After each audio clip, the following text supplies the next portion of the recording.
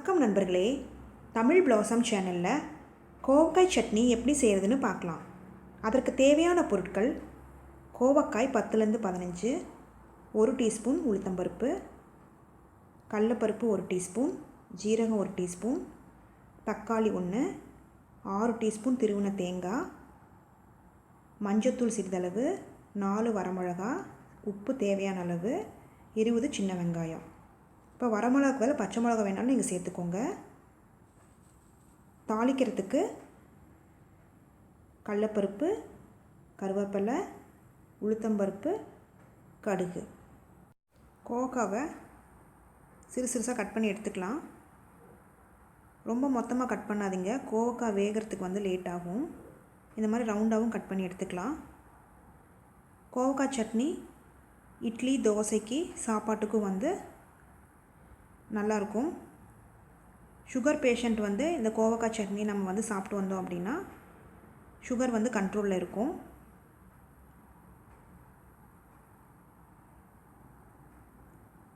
பாருங்கள், கோவக்காய் கட் பண்ணியாச்சு. இந்த சைஸில் கட் பண்ணி எடுத்துக்கோங்க. இப்போ வானல் எண்ணெய் காஞ்சிருச்சு. ஜீரகம், கடலைப்பருப்பு, உளுத்தம்பருப்பு எல்லாம் சிம்லேயே வச்சு நல்லா வதக்கிக்கோங்க. சின்ன வெங்காயத்தை கட் பண்ணி சேர்த்து நல்லா வதக்கி விடுங்க. சிம்லேயே வச்சு வதக்கிக்கோங்க. நல்லா இது வதங்கணும். இப்போ தேவையான அளவு உப்பு சேர்த்துக்கலாம். அப்போ தான் வெங்காயம் சீக்கிரம் வதங்கும். இப்போ தக்காளி ஒரு தக்காளி கட் பண்ணி போட்டுக்கலாம்.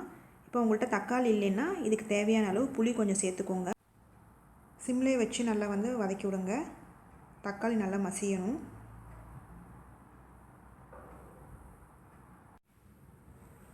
மஞ்சத்தூள் சிறிதளவு சேர்த்து நல்லா வதக்கிக்கலாம்.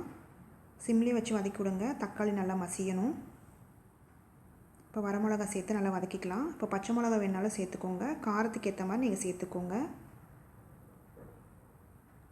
தேங்காய் திருவல் சேர்த்து நல்லா வதக்கிக்கலாம். நீங்கள் கடைசியில் இறக்கிறதுக்கு முன்னாடி நம்ம தேங்காய் திருவலை சேர்த்து வதக்கி எடுத்துக்கலாம். இது கொஞ்சம் நல்லா வதங்கணும்.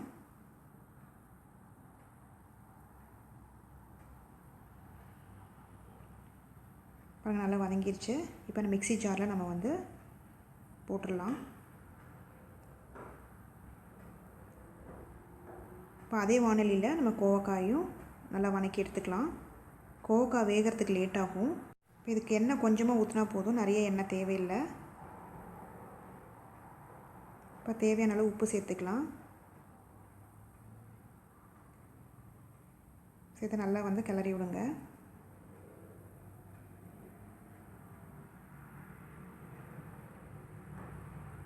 இப்போ இது வேகிறதுக்கு தண்ணி கொஞ்சம் ஊற்றிக்கலாம்.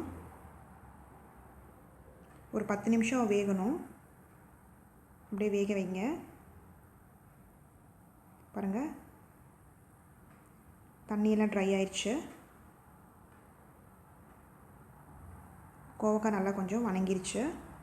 இப்போ இதையும் சேர்த்து நம்ம விழுத அரைச்சி எடுத்துக்கலாம்.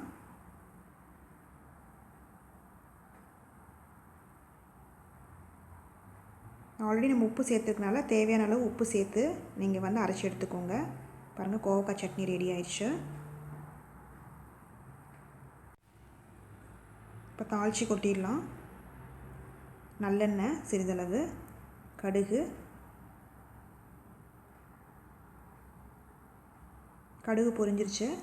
இந்த ஸ்டேஜில் உளுத்தம்பருப்பு, கடலைப்பருப்பு, கருவேப்பிலை சேர்த்து நல்லா வதக்கிக்கலாம். பாருங்கள், நல்லா பொரிஞ்சு வந்துருச்சு. இப்போ கோவக்காய் சட்னியில் ஊற்றிடலாம். ஊற்றி நல்லா கலரிக்கோங்க. பாருங்கள், கோவக்காய் சட்னி ரெடி ஆயிடுச்சு. இந்த ரெசிபி செஞ்சு பார்த்துட்டு உங்களோட கமெண்ட்ஸ் என்னன்னு சொல்லுங்கள். பிடிச்சிருந்தால் லைக் பண்ணுங்கள், ஷேர் பண்ணுங்கள், சப்ஸ்கிரைப் பண்ணுங்கள்.